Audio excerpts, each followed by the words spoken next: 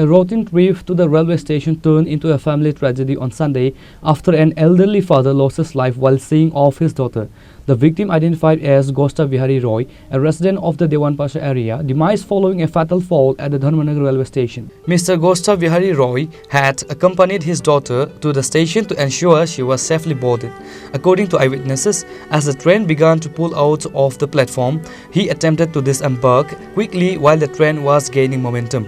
In the rush, he lost his footing and fell violently onto platform tracks, sustaining critical internal injuries. Dharmanagar Fire and Emergency Service transported him to the district hospital. Despite the rapid response, the attending physician declared him brought deceased upon arrival. Fire service থেকে গুস্ত বিহারি রয় নামে একটা patient 60 years male ওনার বাড়ি হলো দিওয়ান পাশা থেকে তো উনি নিয়ে আসলো পরে দেখলাম যে মাল্টিপল ইঞ্জুরি কিন্তু ব্রড ডেড আর কি পেশেন্টের মাল্টিপল ফ্র্যাকচার ছিল তো হয়তো তোমার ওই ট্রেন থেকে পরে মারা গেছিলো আর কি হ্যাঁ তো মানে পেশেন্টটা তো ব্রড ডেডই ছিল তো ইভেন মাল্টিপল ফ্র্যাকচার হাতে পেলভিসে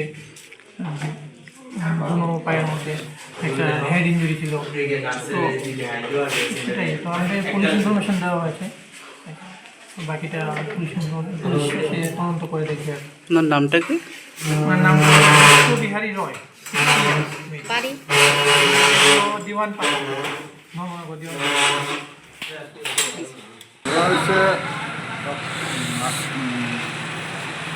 ধর্মনগর রেল স্টেশন থেকে আমরা খবর আছে একজন লোক ট্রেনের নিচে থাকা পড়ে আমরা গেছি গিয়ে দেখতে একজন বয়স্ক লোক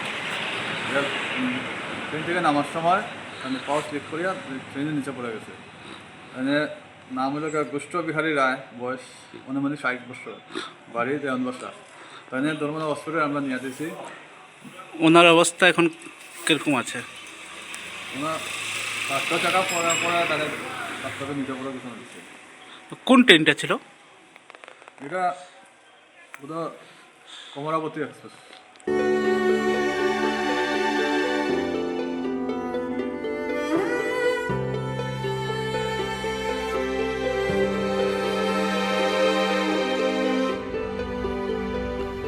Bureau Report, Jini Khurang.